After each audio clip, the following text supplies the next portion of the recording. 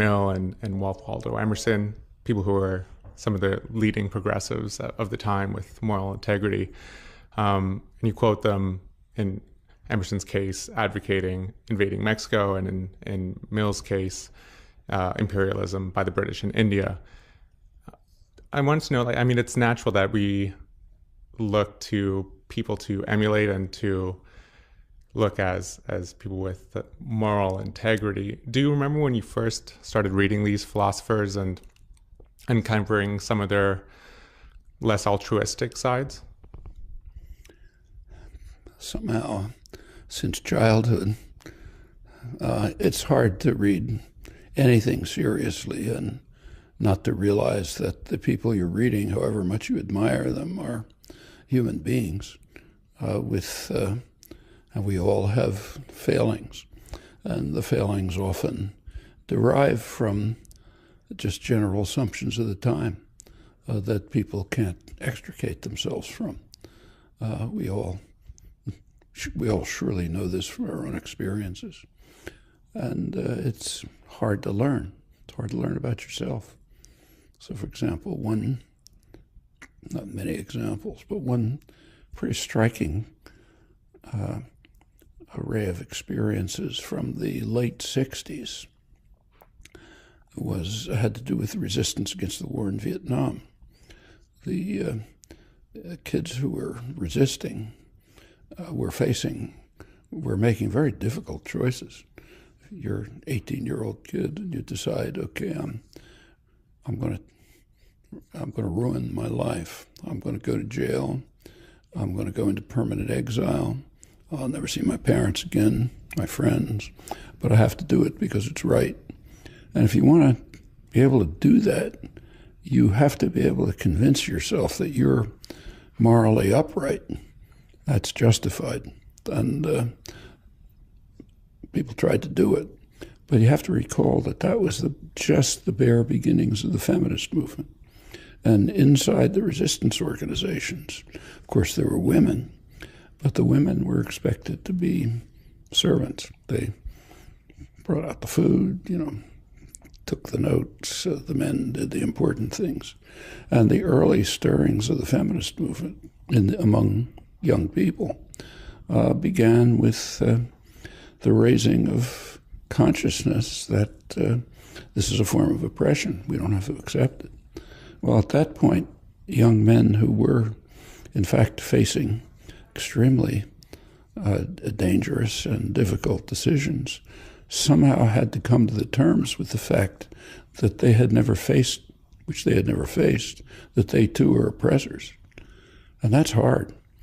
And it was true for them, particularly because of the extreme situation they were in, but it was true for everyone. Men just had never thought about the fact that they were oppressors.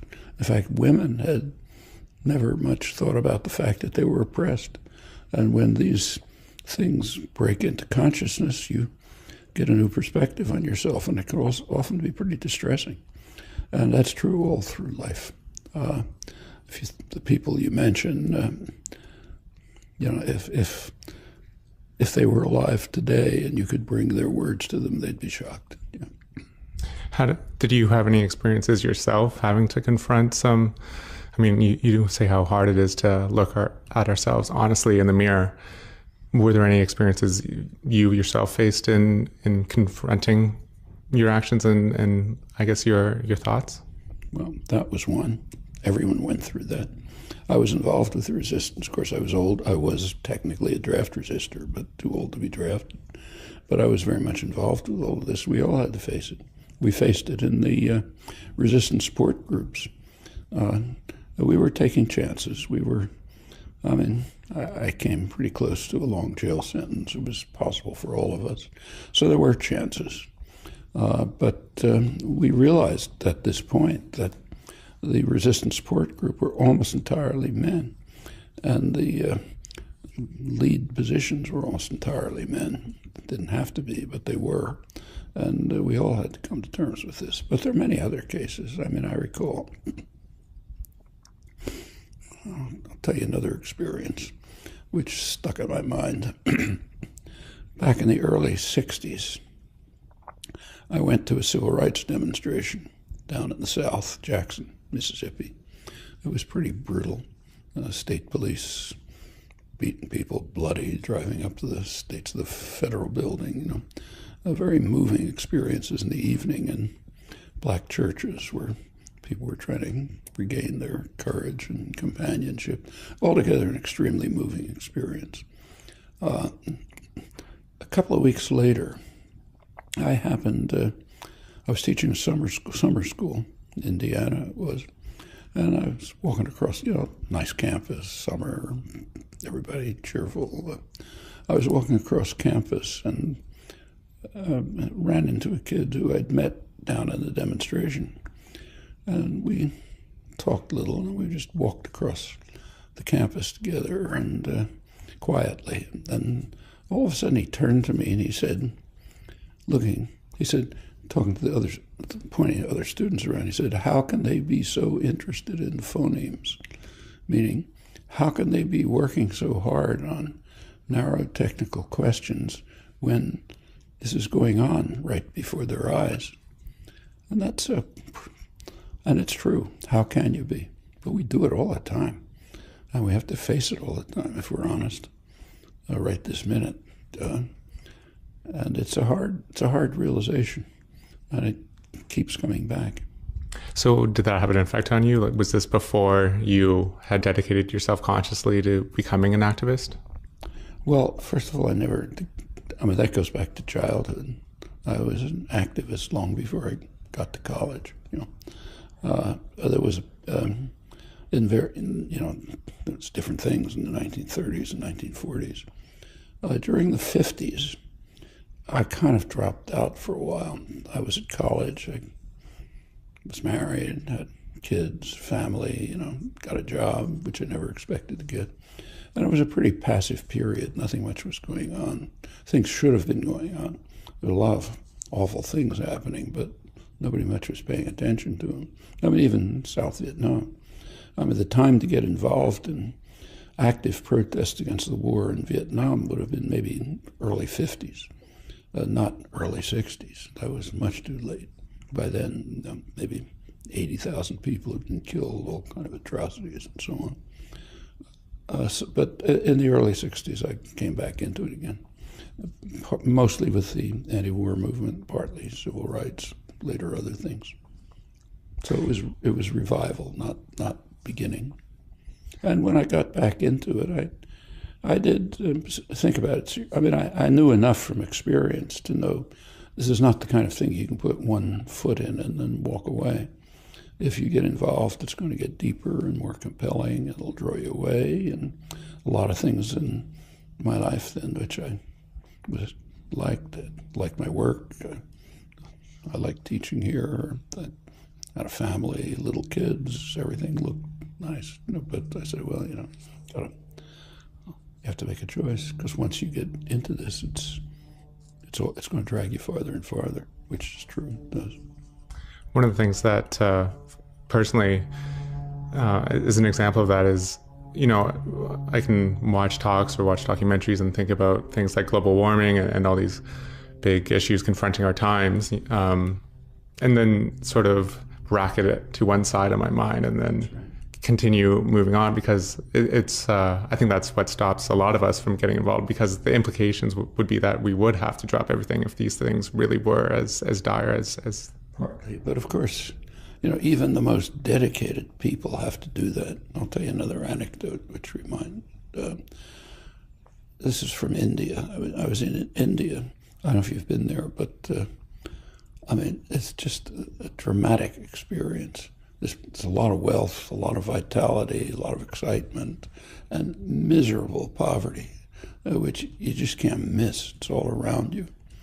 One time, a couple of years ago, I happened to be there, and I was driving in New Delhi to a demonstration where I was going to give a talk, and another person was in the car with me, a woman who was also going to give a talk there. She's a woman who had taught in the university. She had a university position, but she left in order to go live in poor village in one of the poorest areas, Rajasthan, where she lived in a hut and, what we would call indescribable conditions, working mainly on women's issues. And I think she'd been there about 17 years by then. So a really dedicated person, thrown her life into it.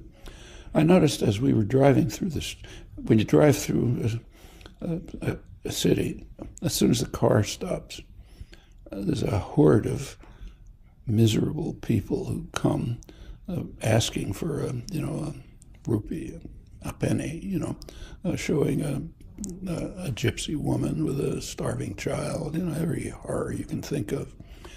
And she told me right away, don't give anyone anything, because once you do, you can't make any dent anyway, and once you do, it just you get them out. But as we drove, I noticed that she wasn't looking out the window. And I asked her, well, how do you live with all this? And she said, the only way you live is not looking. You can't look and survive. So you have to somehow wall yourself off just in order to keep going. And this is a person who had dedicated her life at a level that you almost never see. But she's right. We all have to do it. You can't survive otherwise. But it's easy to, the bracketing, so it's necessary in some sense, but it's very easy to overdo it. Like take global warming, which you mentioned. I mean, that's a really dire catastrophe. Canada right now is on the verge of destroying civilization. It's almost literally true. If Canada proceeds with tar sand development in Alberta, the effects could be really dire. If Obama approves the XL pipeline, which will then accelerate the tar sands development, and that continues, the effects on human life could be really severe. How much is being done about it? Well, you can tell me. And this is not small. It's not like stopping a war across the ocean is very important, but destroying human civilization is more important. And the choices are right before us. And you know very well how people are dealing with it, all of us. And for Canada, it's particularly important. One thing you point out is that after talks dealing with activists in developed nations like Canada and the US, you often get the question, well, what can I do? Whereas when you go to developing nations like Colombia, or you talk to the Kurds in Turkey, they don't ask you what to do, they tell you what they're doing. I just came back from Turkey, and it's the same thing. I was there, I happened to be there this time, partly for protests about repression of Kurds, but the main invitation was for a talk at a memorial for an assassinated journalist. Hrant Dink had been assassinated a couple of years ago, too, because he was exposing Armenian atrocities a century ago, which really broke with this. It was probably the government was behind his assassination. It's kind of obscure, but that's what it looks like. Anyway, it was a bad call because the assassination aroused enormous concern and involvement. And so, for example, at this memorial, there was also a huge demonstration of people going through Istanbul, big demonstration at the site of the assassination. People really engaged. There's been a lot of further exposure of what happened, efforts to try to overcome some of the rehabilitating, rebuilding destroyed churches and things. And I was talking mainly to activists. People who were there. Being an activist in Turkey is a lot harder than in Canada or U.S. It's a pretty repressive state, and there's a lot of state violence. It has, for example, more journalists in jail than any other country in the world. It's the world champion, and it's increasing. But they're very courageous. They're energetic. They want to talk to you about what they're doing and how you can help, and that's normal. For us, it's easy. We're very privileged. I mean, there's some repression, but by comparative standards, we live in very free societies, and there isn't a lot that the government can do to you, especially people like us, who are part of the privileged sector. We go to college, that sort of thing. And there's just endless opportunities. I mean, I just mentioned one, tar sands, but can go on listing any number of others. Can you take me back to your own evolution when you were becoming more active and decided that you would have to jump in fully to activism and politics? I guess how conscious was the decision, and what stopped you from doing it earlier? I mean, were you worried about being a rabble-rouser when you were a professor and giving up the comforts that came along with your life as a linguistics professor? It was very conscious. I hadn't thought about it seriously. I mean, I wasn't giving up my life. I continued to teach, I wasn't giving up my family, spent time with the kids, but it's facing risks. And within about 7 or 8 years, I was actually facing a long jail sentence, which I didn't anticipate specifically, but for what? For organizing resistance, which was technically illegal. I can't say it was repression. Was this the not paying taxes? Not paying taxes, I started earlier, in the year around 1965, I guess. And that could have led, and sometimes does lead to, a government reaction. Most of the time, they just take the money, basically. But the support for draft resistance was more serious. That meant openly defying laws regarded as crucial. And I wasn't by any means the only one to do it, but I was, remember, I don't know if you recall the Spock trial. No. Well, one of the big trials was I was an unindicted co-conspirator and was named as the person who would be indicted in the next trial. Mostly the trials were kind of a joke. They didn't know what they were doing. But it was serious enough so that we had 3 kids by then. My wife went back to school after about a 16-year gap because we figured she'd probably have to take care of the kids, And but it's not like facing repression in a country like Turkey. We shouldn't exaggerate. It's like you go to jail, you're not going to be tortured, for example.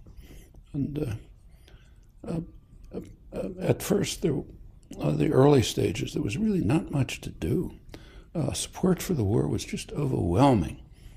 I mean, the first talks I gave were literally in people's living rooms or in a church with 4 people or something.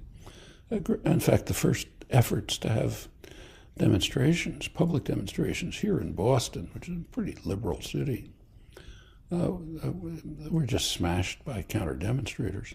There was a place in Boston for demonstrations, the Boston Common, traditional place for public speaking. It was kind of like Hyde Park in London, that sort of thing. And our first public demonstration there we planned for, actually it was October 65. It's about 4 years after the war started. South Vietnam was already half destroyed. But it was broken up violently with a strong support of the liberal press, supporting the smashing up of the demonstration. A couple of years later, and it continued like that, but a couple of years later, it developed into a mass movement. By late 67, 68, it was a substantial popular movement. What was the reaction of your fellow colleagues at MIT and professors? I mean, you're right that there isn't many risks that go along with becoming involved with politics and activism here in America and Canada, but it seems that, as you point out, the higher, more prestige and more recognition you've gotten from the system, because you have something to lose and just a sense of respect from your colleagues, it seems almost harder to give that up. There was plenty of support. I mean, not a small minority of the faculty were also seriously involved. In fact, oddly enough, the lab where the department was, electronics lab, was 100% supported by the 3 armed services. That was the main academic centers of anti-war resistance. Practically, practically the whole faculty was either involved or sympathetic. Student body too, and others around the college. So it wasn't, not everyone participated directly, but there was a fair amount of sympathy. A lot of antagonism, but okay, live with that. So you didn't suddenly lose respect of your colleagues or anything like that? Many, yeah. Many because they just don't see why you're wasting time like this. It's different in different countries. I remember kind of one country that's kind of interesting is Japan. I've gone there fairly regularly since the early 60s. And there there was an activist, fairly militant group, but it just wasn't the kind of thing to do like at the universities. You didn't do things like that. I remember Japan was one of the few countries I went to till recently where I wasn't asked to give political talks. I was asked to give technical talks on radio, newspapers, general audiences, and so on, which was okay. And I was occasionally asked to give a talk, but it was usually by expatriates from Australia or somewhere. And I remember one talk I gave to, this must have been the mid-'80s, probably about Central America, or something like that, was a couple of Japanese professors came, and they came mainly because they were curious as to why I was spending time on things like massacres and torture and terror when I could have been writing a technical paper on some problems that came up in footnote 4 of the latest. That's the inverse of this young guy I mentioned to you at the summer school in the early 60s. And that's a pretty standard attitude. Quite apart from not liking what you're doing, because people tend more or less reflexively to support the crimes of their own state. That's why they're mostly unknown. So, for example, they're literally unknown. I mean, there's very rarely a poll asking people to assess, say, the number of people killed in Iraq or Vietnam or something. But when the polls are taken, the results are utterly shocking. A tiny fraction of the reality, because people just have no sense of it. It's just too easy to protect yourself from it. You don't want to know things like that. You might know about a particular atrocity that makes the news, Bilai, Abu Ghraib, but not that these things are just footnotes to much worse atrocities. What sort of advice would you give to someone just trying to grapple with how the world really works and how power works when faced with the fact that, the New York Times doesn't necessarily talk about the crimes of the West, whereas all the crimes of who knows who, Cuba or things like that, get a lot of play. How do you start digging? I don't know if you can see a painting that's half hidden back there, but if you look at the painting afterwards, you'll see it's a painting of it depicts Archbishop Romero, who was assassinated while reading Mass, the angel of death hovering over him, 6 murdered Jesuit priests, leading Latin American intellectuals, their housewife and their daughter. Very graphic. I'll show it to you later. If anything like this was 1989, it was the end. It sort of almost brought to an end a bitter, violent U.S. war against the church in Latin America, and that's not an exaggeration. It started with Vatican II. Pope Ratzinger, who just retired today, yesterday he announced his resign. He was fighting the war from the Vatican side. He was the enforcer for the Vatican. But the U.S. Army was doing it on the American side, and they're proud of it. So if you read the talking points for the School of the Americas, which trains Latin American officers, they announce that there with pride that the U.S. Army helped defeat liberation theology. Liberation theology was a movement which really took off in 1962 when Pope John the 23rd, Vatican II, tried to transform the church back to what it had been before it was taken over by the Roman Empire in the 4th century, the church of the persecuted, not the persecutors. And that had a big effect in Latin America. Priests, bishops, lay people went out to bring the message of the Gospels to poor people, preferential option for the poor. The Gospels is kind of a radical pacifist document. People read the words, but they don't think about it. And that set off the Vatican repression and the much more violent U.S. repression, culminating pretty much in that, almost unknown. If anything remotely like that had been going on, say, in Eastern Europe, then not only would everyone know about it, we could have had a nuclear war. But when it's going on under our eyes and we're doing it, you don't see it. I presume it's barely known in Canada. But on the anniversaries of, say, the assassination of the Archbishop or the Jesuit intellectuals, there'll be a commemoration in Boston, but usually in a church in a poor neighborhood, not in Harvard Square, So how do we, besides just, I mean, when there's so little information out there about the crimes that we do? Of information. We can get the information. But it's alternative, I guess. You have to work. It's not going to be in the headlines. Like the headlines about the Pope today and the articles. They may be a word about how he was opposed to liberation theology, but you're not going to find anything about what I just described. But the information's there. People write about it. The original documents are there. We can claim that it's work to get information, but not that we can't get it. But until it occurs to you that there is a difference. It has to occur to you. It has to occur to you that there's a problem. Otherwise, you don't look. And most of the time, it's easier just to assume everything's okay. The same is true on, even things like the fate of the species. Let's go back to the tar sands again.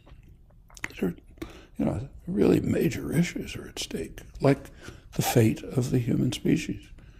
But it's much easier to pretend I don't know anything about it. I find myself avoiding the articles in the paper.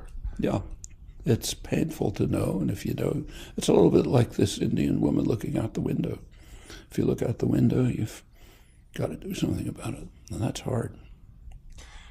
I know you don't dwell on spiritual or psychological explanations of how power works and why we do what we do, but it seems that the root of what you're talking about in many ways is first a need to let go of our attachment to both our ego and I guess our attachment to our pride of state or pride of group. Could you talk about that? I don't think there's anything profound to say. I think it's pretty clear what it is. We all have, some of us really suffer, but not you and me and the people we know. We have fairly decent lives. We do a lot of things we like to do, and a lot of rewards in it, and so on. Work we like, people we like, and so on. And it's just easier not to face the kinds of realities which would lead us to giving it up, even in part. So you close the window. We do it all the time. And as I say, at some level, you couldn't survive if you didn't do it. Like the woman in the car in New Delhi. She does it. I respect that. She has to. Otherwise, there'd be no way for her to survive. But for most of us, we close the window much too early. And we're like these people that young man in Indiana was referring to, rather work on a technical problem. One thing that you always talk about or point out when people ask certain questions about, ask your advice on how to do this or how to best achieve change, is that there's no magical answer. There's no easy solution. People want the quick fix, but what it really takes is years of boring work and dedication to organizing and protest and education and things like that, things that aren't necessarily sexy or exciting. They're not, well, they can be exciting, but the point is they're not going to give instant gratification. You can make efforts. Sometimes they'll succeed partially. There'll be a reaction. You'll lose, and you go on. I mean, take what's happening right now in, say, Egypt and Tunisia. Those two uprisings were extremely important historical events. I mean, there have been major achievements. On the other hand, there have been huge failures, and they're now at a stage where it might all collapse. The chaos in the streets in both Cairo and Tunis. Nobody knows where it's going. Nobody can even think of a simple solution. It seems essential that we deal with sort of the uncertainty that we don't know if our efforts are going to be successful or not, and we don't know what's going to actually work. The only thing we know with a lot of confidence is if we don't do anything, things will get worse. And is that what keeps you going, I guess, just knowing that things can change, but you don't know when or how? Yeah, you never know when or how. I mean, take, say, the Occupy movement. I mean, if I'd been asked 1 week a day before the Zuccotti Park encampment, I'd have said it's a waste of time because it couldn't possibly work. I was totally wrong. It sparked a mass popular movement. You could say the same about Tahrir Square. Go back to 1960. A couple of kids and students, black students in Greensboro, North Carolina, decided to sit in a lunch counter. Well, of course, they were arrested, brutalized, sent off. Could have been the end of it. But it turned out others came. And pretty soon you had people riding freedom buses. Pretty soon you had mass marches. You had demonstrations. Ultimately, there were achievements. Achievements are limited. So there were achievements. I mean, it was undoubtedly the civil rights struggle had major lasting achievements. On the other hand, if you take a look at the African American population in the United States, they're about as bad off as they were then. And then to just end off, I mean, you're in your 80s and you maintain a schedule that would tire most 30-year-olds. You're constantly answering emails, you're flying across the world, you're giving interviews. So what personally keeps you going, just in the face of having to deal with and talk about things like the potential end of the species? Because the alternative is totally unacceptable. So do what you can do. And you avoid going into cynicism just by the cases where things have changed? Pardon? And you avoid cynicism by just seeing how things have, in fact, changed over the years? I don't know. Cynicism is a kind of an evasion. We should face the world realistically. There's a lot of unpleasant things. Why? It's not a basis for cynicism. It's a basis for doing more. Professor Chomsky, thanks so much. Yeah, thanks.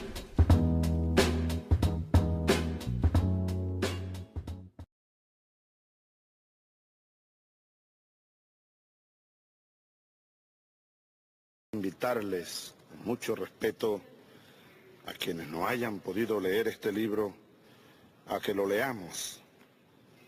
Noam Chomsky, uno de los más prestigiosos intelectuales de esta América y del mundo. Chomsky, uno de sus más recientes trabajos, Hegemonía o Supervivencia. Hegemonía o supervivencia, la estrategia imperialista de Estados Unidos. Excelente trabajo para entender lo que ha pasado en el mundo del siglo XX, lo que hoy está pasando y la más grande amenaza que se cierne sobre nuestro planeta, la pretensión hegemónica del imperialismo norteamericano. Pone en riesgo la supervivencia misma de la especie humana. Seguimos alertando sobre ese peligro y haciendo un llamado al propio pueblo de los Estados Unidos y al mundo para detener esta amenaza que es como la propia espada de Damocles. Yo pensaba leer algún capítulo, pero por respetar el tiempo, más bien lo dejo como una recomendación. Se lee rápido. Es muy bueno, señora presidenta. Seguramente usted lo conoce. Está publicado en inglés, en alemán, en ruso, en árabe. Seguramente. Miren, yo creo que los primeros ciudadanos que deberían leer este libro son los ciudadanos, hermanos y hermanas de los Estados Unidos. Porque la amenaza la tienen en su propia casa. El diablo está en casa, pues.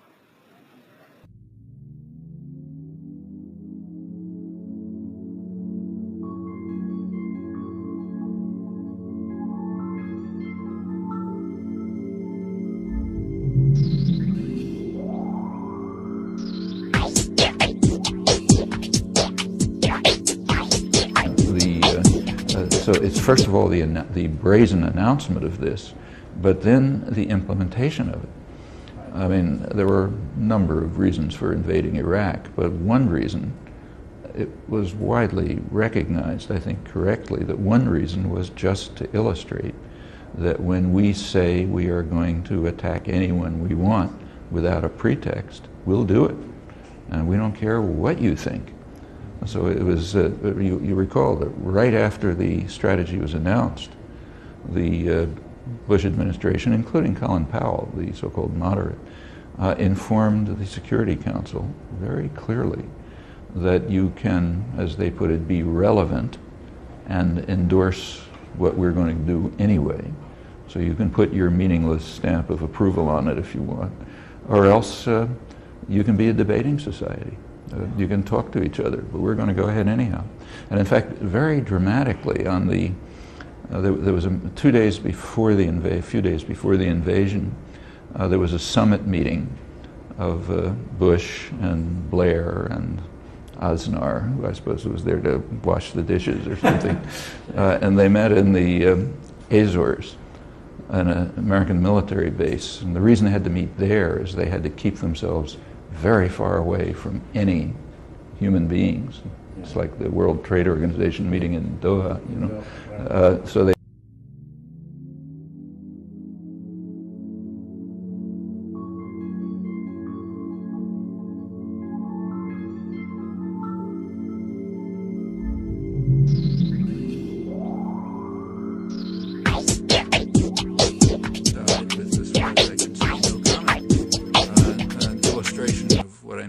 for example, the distinction between old and new Europe that was a main theme of the early part of the year.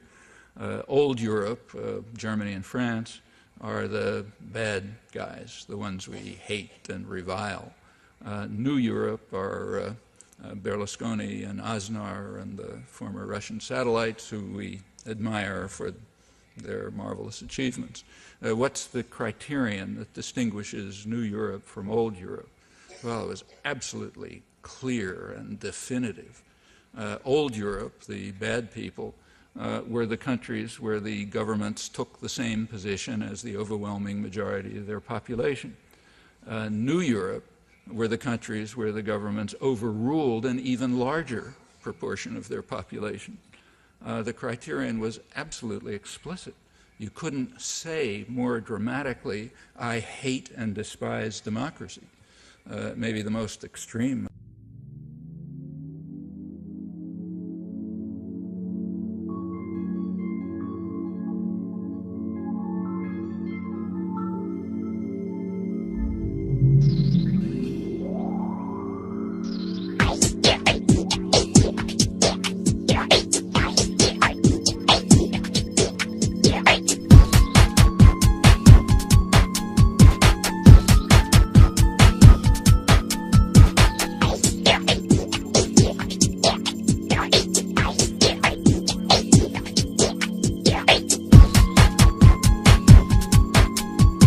Al alba y con 35 nudos de viento de levante. En estos términos ha comenzado el ministro Trillo su relato de la operación que ha devuelto a Perejil su statu quo. Una operación anfibia coordinada desde uno de los buques de la Armada situado en el Golfo de Cádiz.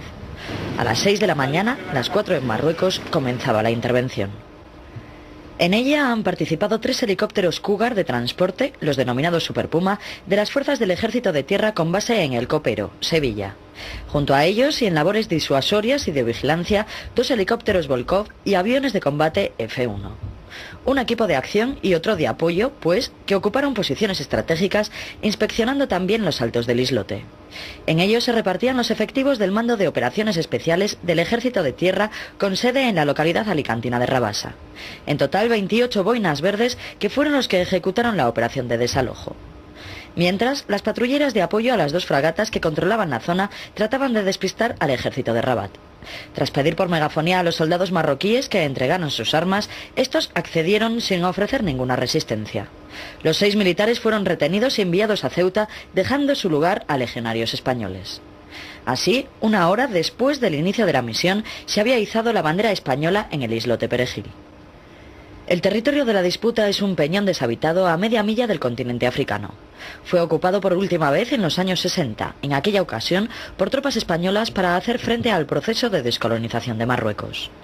El islote, donde según la leyenda estaba una de las columnas de Hércules, fue en tiempos refugio de contrabandistas y hasta ahora solo era visitado por pescadores o amantes del submarinismo. Cristina Michelena, CNN+. Really large-scale anarchist revolution, or largely anarchist revolution. In fact, the best example, to my knowledge, is the Spanish Revolution in 1936. And in fact, we can't tell what would happen. That anarchist revolution was simply destroyed by force, but during the period in which it was alive, I think it was inspiring testimony to the ability of poor working people to organize, manage their affairs extremely successfully without coercion and control. How organize, manage their affairs extremely successfully without coercion and control. How organize, manage their affairs extremely successfully without coercion and control.